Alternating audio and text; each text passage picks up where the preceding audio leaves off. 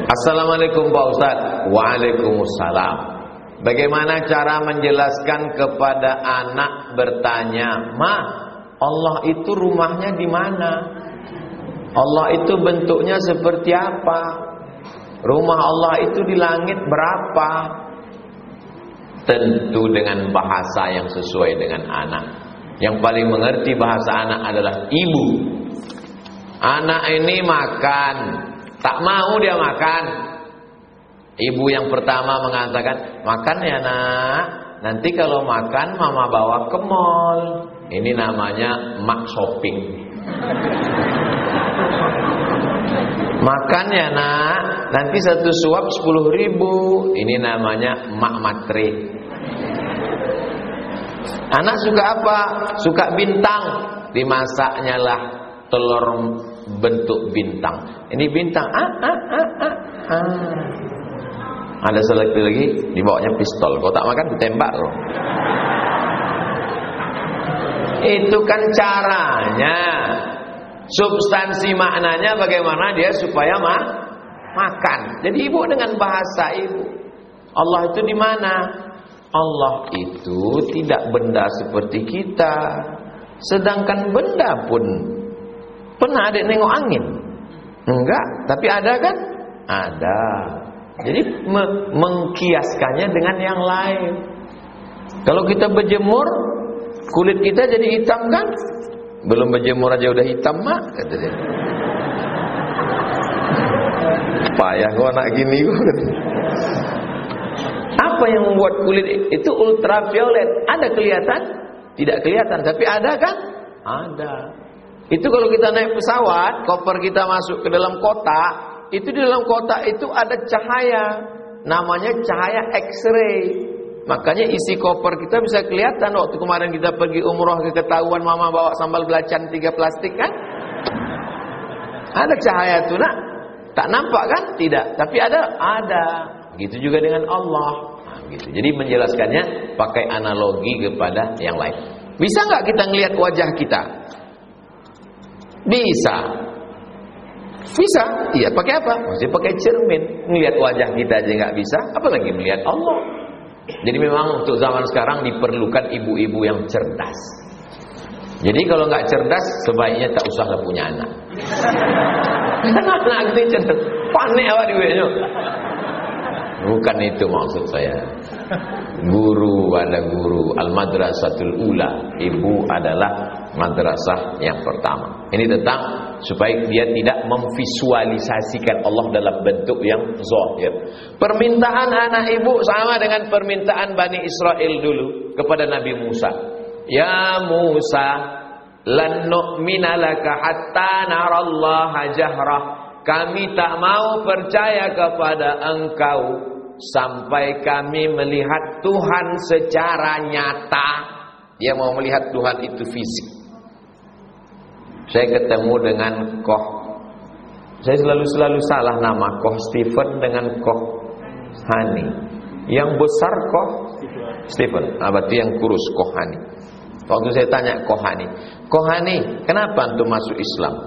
Jawaban dia unik, kata dia, "Karena Islam satu-satunya yang Tuhannya nggak kelihatan." Saya sudah teliti semua yang Tuhannya kelihatan, nggak menarik. Gitu. Betul cakap dia. Setelah pulang cerdas Koh Hani. Saya masuk Islam karena Islam satu-satunya Tuhannya yang nggak kelihatan. Yang lain-lain tuh adonan taga, adonan apu, dua macam-macam. Yang iko dipotong beko kanemu. Saya keliru pahaman ahli sunnah wal jamaah dan pahaman wahabi. Boleh Ustaz terangkan? Panjang. Saya ringkaskan pada 3. Dia menengok saya sebagai pelaku bid'ah. Kalau bid'ah dolalah, kalau dolalah finnar. Maulid Nabi bid'ah, Isra Mi'raj bid'ah, menyambut 1 Muharram bid'ah, malam nisfu Sya'ban bid'ah, berdoa mengangkat tangan mengusap ke muka bid'ah, pakai hadis dhaif bid'ah, talqin mayat bid'ah, tahlil bid'ah, maka bertarekat bid'ah. Abdul Somad ini pelaku bid'ah dalalah finnar menurut dia, padahal kita punya dalil-dalil. Yang kedua, Orang yang bertawasul kata dia musyrik. Bertawasul dengan Syekh Abdul Qadir Jilani musyrik. Bertawasul dengan Bahauddin Naqsabandi musyrik. Bertawasul dengan ulama-ulama musyrik. Padahal ulama Ahlus Sunnah wal Jamaah menyusun kitab. Muhaddis dari Maghribi Syekh Abdullah bin Siddiq Al-Mumari menulis kitab Ittihaful Azkiya bijawazit tawassul bil awliya wal anbiya. Boleh bertawasul. Aku bertawassul kepada engkau ya Allah dengan kemuliaan Syekh Abdul Qadir Al-Jilani. Mereka mengatakan orang yang bertawassul berarti dia musyrik karena dia meminta kepada wali-wali Allah. Yang ketiga, mereka mengatakan orang yang mentakwil ayat mutasyabihat kafir. Sedangkan Asy'ariyah mentakwil ayat mutasyabihat. Ar-Rahman 'alal arsy istawa. Allah duduk di atas aras. Siapa yang memahami Allah bertempat duduk di atas aras, maka dia adalah mujassimah menurut Asy'ariyah. Lalu apa makna Allah bersemayam di atas aras? Maknanya Allah Maha Kuasa. Kata dia tak boleh ayatnya ditakwil. Siapa yang mentakwil ayat berarti kafir. Itulah percanggahan yang membuat kita tak boleh bersatu. Dia tengok saya sebagai pelaku bid'ah, dia kata saya ni sebagai orang musyrik karena bertawassul, dia katakan saya ni sebagai orang kafir karena saya mentakwil ayat. Maka tak boleh kita bersama sebab ada 3 perbezaan yang amat sangat mendasar. Kawan saya solatnya itu sering ketinggalan. Orang ketinggalan itu sekali-sekali. Kalau selalu itu bukan ketinggalan, sengaja. Sering ketinggalan saat sholat berjamaah. Kadang imam sudah sujud, dia belum juga ruku. Oh, itu maksudnya. Mungkin dia ini pakai slow motion. Allahu Akbar. Dia pelan.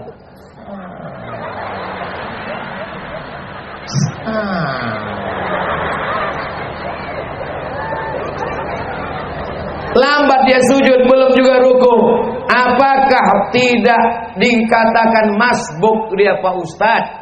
Kalau sampai dia tinggal 1 rukun, ditinggalkannya sempurna, maka dia sudah tidak bermakmum lagi. Kalau sampai imam selesai sujud, dia masih juga bangkit dari ruku. Lewat 1 rukun, maka dia sudah tidak dianggap lagi berjamaah. Dan imam pun janganlah pula terlalu cepat. Ini 2 gondangnya ini. Kalau tidak makmum ni lambat, imam ni terlalu cepat. Ada juga imam ni cepat macam pokok buluh di topi pantai. Pas ditanya siapa punya imam itu tadi? Valentino Rossi. Imam tidak boleh kurang dari 1 tasbih yang sempurna. Subhana rabbiyal azimi wa bihamdih. Allah sami'allahu liman hamidah. Rabbana lakal hamdu mil'us samawati wa mil'ul ardi wa mil'u ma syi'ta min syai'in ba'du. Apakah kalau sholat itu mulut bergerak atau tidak? Datang sahabat namanya Khabbab ibnul Ars. Siapa namanya? Khabbab ibnul Ars. Ya Khabbab, kau pernah menengok Nabi sembahyang? Iya. Kau sahabat Nabi? Betul. Bagaimana Nabi sholat? Mulutnya bergerak atau tidak? Nabi sholat zuhur, sholat asar, mulutnya tetap bergerak. Allahu Akbar. Salah satu sebab supaya sholat kita ada tumakninahnya, mulut bergerak. Kenapa orang bisa sholat cepat betul? Karena mulutnya tak bergerak. Allahu Akbar. Tahapu dibaca. Apakah mulut Nabi bergerak? Ya. Dari mana kau tahu mulut Nabi bergerak? Bittirabi lihyati. Ku tengok jenggotnya bergoyang. Jenggotnya bergoyang karena rahangnya bergoyang. Rahangnya bergoyang karena dia membaca. Bagaimana cara dan hukum membayarkan hutang atau piutang yang orangnya sudah meninggal dunia? Cari ahli warisnya. Setelah dapat ahli warisnya, hutangnya berapa? 100.000. Tahun berapa? Tahun 80. 100.000 tahun 80 dengan 2022 sama? Jadi cara menghitungnya bagaimana? Emas. Tahun 80, 100.000 misalnya 1 gram.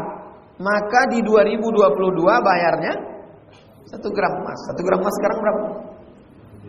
1.000.000 berapa? Tapi karena kita udah lama kenal 1.000.000 aja lah. Bayarkanlah 1.000.000. Dulu aku ngutang ke bapak kalian 100.000, nih aku bayar 1.000.000. Sudah dicari ahli warisnya tak ketemu. Serahkan ke lembaga yang dinikmati orang banyak.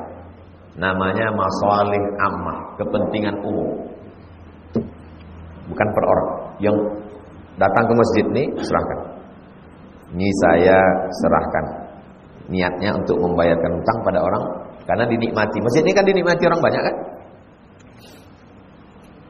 Dalam satu rumah tangga ada dua akidah yang berbeda. Laki-laki muslim, perempuan tidak Islam.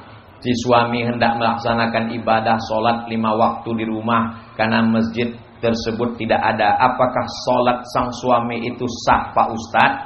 Selama lantainya suci, sajadahnya suci, pakaiannya suci, badannya suci, dia solat maka solatnya sah. Dalilnya mana?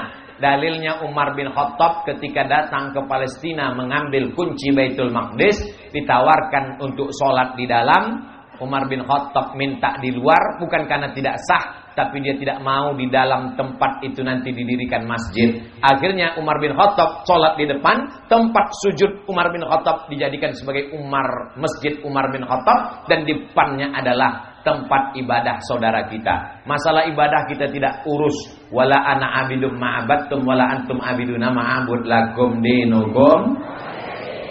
Jelas? Suci tempat, suci badan, suci pakaian. Kalau di dindingnya itu ada simbol-simbol agama lain, tutup supaya mata kita tidak terganggu. Bahkan di masjid kita sendiri pun, makanya nggak boleh ke masjid pakai baju yang ada tulisan-tulisan. Paling bagus bajunya polos seperti santri kita, bersih, nggak ada apa-apa. Saya kalau sampai ke masjid ada tulisan di belakang, orang di belakang Allahu Akbar, ada tulisan coblos nomor.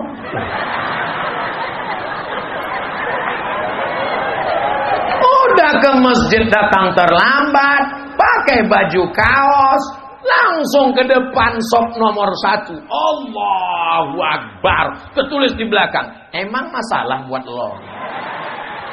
Aduh. Menurut agama Islam, untuk lebih baik setengah dari harta kita atau 1/4 harta kita baiknya Pak Ustadz. Untuk sedekah itu setengah atau 1/4. Hebatnya jamaah Ar-Rahmah nih. Mau ngasih setengah. Saya sudah banyak ceramah, baru di masjid Ar-Rahmah ini orang mau ngasih setengah. Luar biasa masjid Ar-Rahmah. Nampaknya sebentar lagi selesai masjid ini.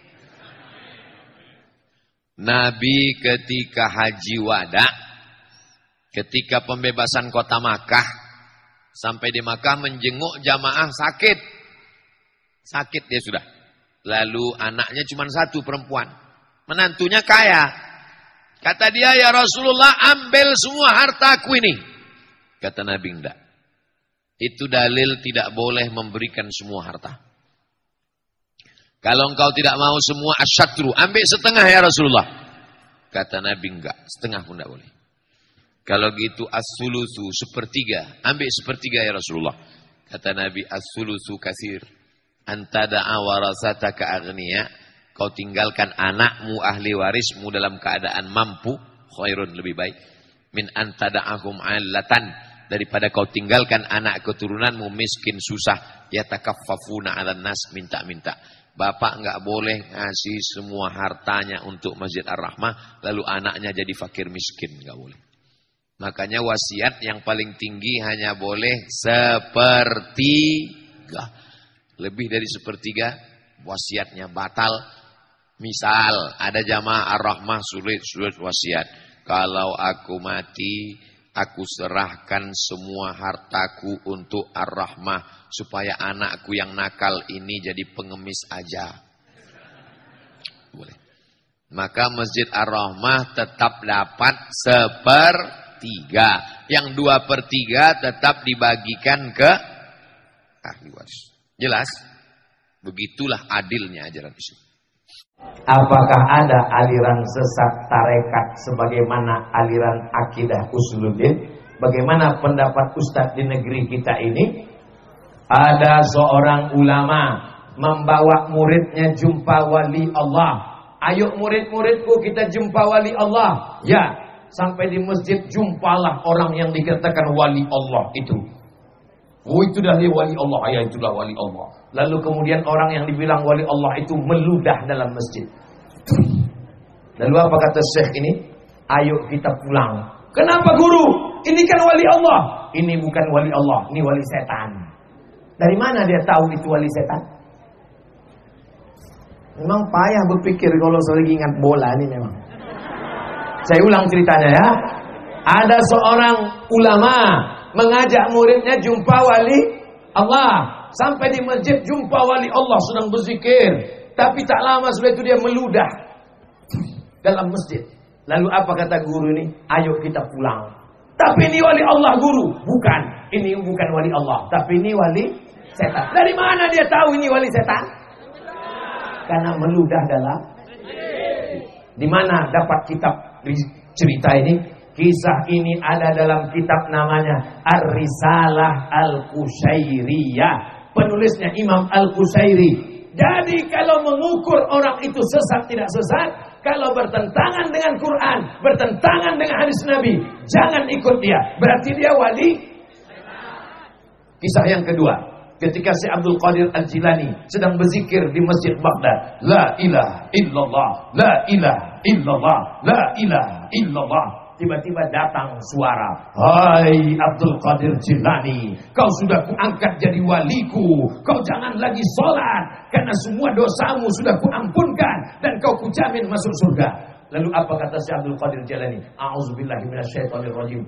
Pergi kau setan. Dari mana Syekh Abdul Qadir Jilani tahu bahwa itu setan? Karena pesannya bertentangan dengan syariat. Bertentangan dengan syariat Allah Subhanahu wa taala. Suatu ketika kisah ini disebutkan dalam kitab Al-Lumah, ditulis oleh Imam At-Tusi, kitab tasawuf yang tua. Seorang murid berkata, "Guru, ayo kita ke majelis wali Allah. Nanti malam malaikat-malaikat turun ke bawah."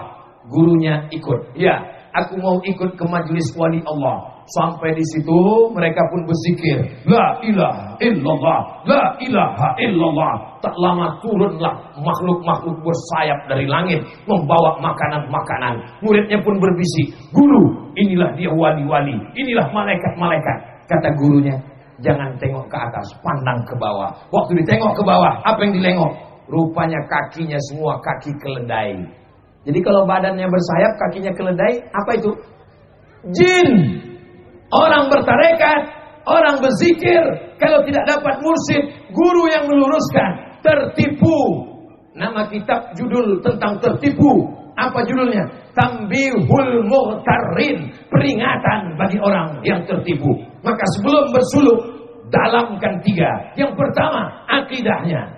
Wujud qidam baqa mukhalafatu lil hawadisi qiyamuhu binafsihi wahdaniyah qudrat iradat. Saat berzikir Allah Allah Allah Allah Allah Allah, tiba-tiba datang cahaya bersayap dan mengatakan, akulah Allah. Apakah itu Allah? Dari mana Bapak tahu itu bukan Allah? Karena dalam sifat 20 mukhalafatuhu lil hawadis, berbentuk bercahaya, dia bukan Allah. Apa kata guru kami dulu di Muallimin Al-Wasliyah? Ma khatara bi balik, fallahu laisa kadzalik. Apa yang terlintas di hatimu, maka Allah tidak seperti itu. Ayatnya mana? 2. Laisa kamitslihi syai'un, tak ada sama dengan Allah. Ayat yang kedua, walam yakul lahu kufuwan ahad. Masakkan dulu tauhidnya. Yang kedua fikihnya, belajar fikih mazhab Syafi'i. Yang ketiga tasawufnya, tasawuf Sunni Imam Al-Ghazali, Ihya Ulumuddin, tarekatnya lurus. Inilah dia tarekat Naqsabandiyah yang dibawa oleh guru-guru kita, diwariskan sampai hari ini, sampai hari kiamat. Tempat persulukan tetap ramai insyaallah, amin. Dan masjid juga tetap ramai dengan sholat berjamaah insyaallah, amin. Di tempat kami ada 2 masjid, masjid yang lama dan masjid yang baru. Pertanyaan, boleh tak kami memindahkan sholat Jumat ke masjid yang baru? Masjid yang lama digunakan sholat 5 waktu dan keagamaan. Maulid, Isra Mi'raj, nuzul Quran, mengaji. Yang namanya masjid itu ada 2. Kalau ada subuh, zuhur, asar, maghrib, isya, itu namanya masjid. Kalau ada sholat Jumatnya, namanya masjid jami. Berapa masjid? Kalau ada subuh, zuhur, asar, maghrib, isya, namanya masjid. Kalau ada sholat Jumatnya, namanya masjid jami. Dua-duanya masjid, dua-duanya amal jariah, dua-duanya pahalanya sama, dua-duanya kalau kita masuk tetap tahiyatul. Tapi di tempat kita jadi 5. Surau, langgar, musola, masjid jami, masjid besar, masjid agung, masjid raya, masjid Islamic Center. Orang Jawa di langgar tak mati. Di bumi Minangkabau, di Melayu, surau. Di Jawa, langgar. Di tempat lain, musola. Surau, langgar, musola. Itu namanya masjid. Jadi kalau di satu daerah ada masjid, bolehkah dua-duanya dilaksanakan sholat Jumat? Kalau angka jamaahnya lebih 40 orang, maka dilaksanakan. Di mana ada? Ini jalan raya di Kairo, sebelah kirinya Masjid Husain, kepala Sayyidina Husain, sebelah kanannya Masjid Al-Azhar, bertetangga, bersaut-sautan. Kalau cukup, maka dua-duanya dibuat. Tapi kalau tidak, masjid yang lama agak masuk ke dalam, kurang representatif, dipindahkan ke masjid yang baru, maka status yang lama tidak berubah. Dia masjid, tetap kita masuk tahiyatul masjid, pahala wakafnya tak berubah. Hanya saja Jumatnya 1, mau Jumat 2 boleh, walaupun dekat, dengan syarat tak kurang dari 40 jamaah. Kalau mau dibuat 1 saja dipindahkan, tetap boleh. Maka yang bersedekah, yang berwakaf, tak berkecil hati, karena dia tetap masjid. Jelas? Insyaallah jelas. Jadi kalau ada orang mengatakan selama ini Ustaz Somad itu tak jelas, paket kau tak cukup. 2. Bagaimana status sedekah jariah orang yang berinfak di masjid yang lama? Apakah pahalanya tetap mengalir meskipun masjid tersebut tak digunakan untuk sholat Jumat? Tetap mengalir karena statusnya tetap masjid. Kecuali dibuat pengumuman, mohon maaf, masjid ini sudah dirubah jadi museum. Mohon maaf, masjid ini sudah dirubah menjadi stadion. Maka tidak lagi mengalir. Tapi kalau dia masih tetap masjid, subuh, zuhur, asar, maghrib, isya, maka berlakulah di dalamnya hukum wakaf dan hukum masjid. Wa amruhum syura bainahum. Orang beriman itu memutuskan perkara berdasarkan musyawarah. Musyawarah mufakat. Islam mengatakan musyawarah, Pancasila mengatakan permusyawaratan dalam sila yang keempat. Kita mengamalkan ajaran agama, juga amalkan negara. Insyaallah amanlah kita di negeri ini, insyaallah. Amin ya rabbal. Saat ini sedang viral tentang nikah beda agama yang disahkan oleh pengadilan negeri.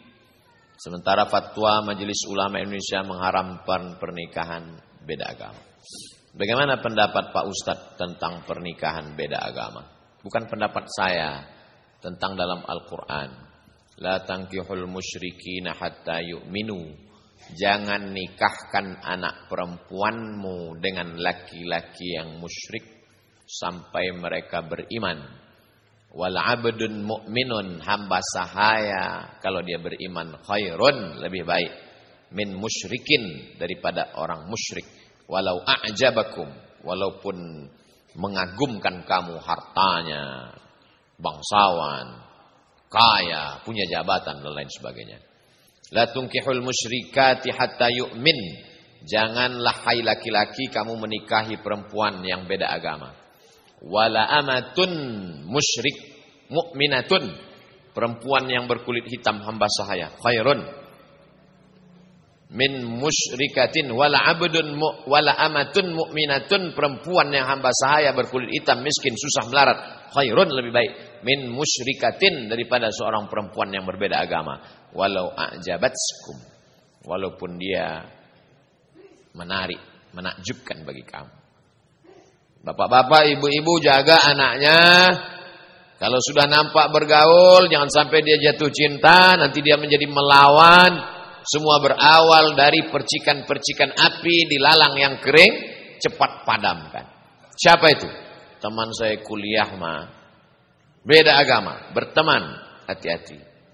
Nanti betapa banyak disebabkan oleh pertemanan dan persahabatan.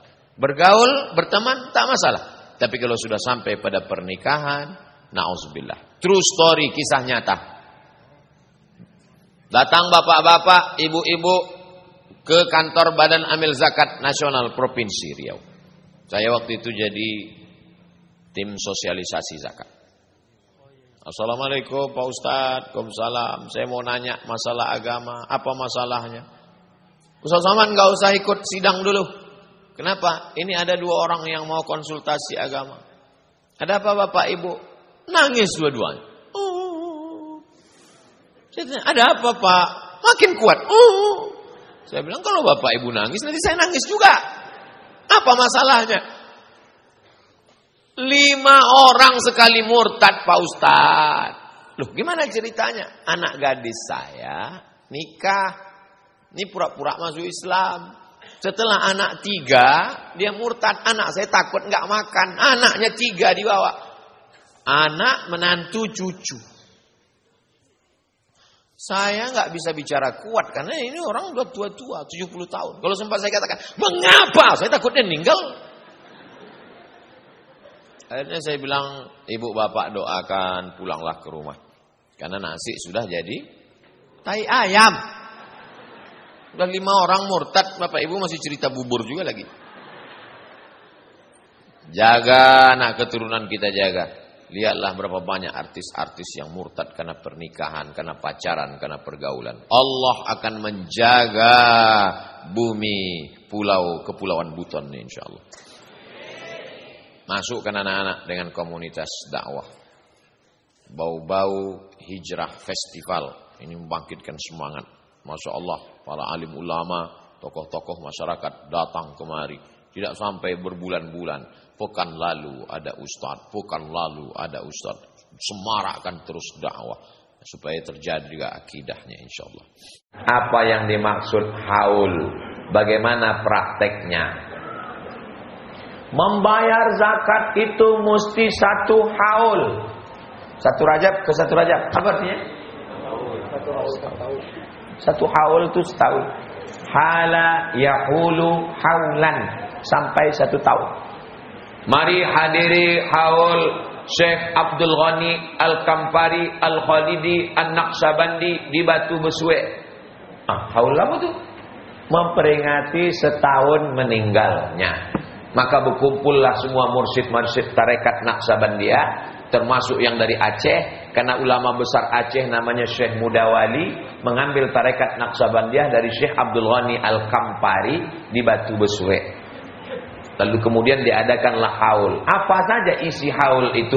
5. Yang pertama baca Quran, yang kedua tausiah, yang ketiga zikir, yang keempat membacakan biografi Tuan Syekh supaya murid-muridnya kenal, yang kelima makan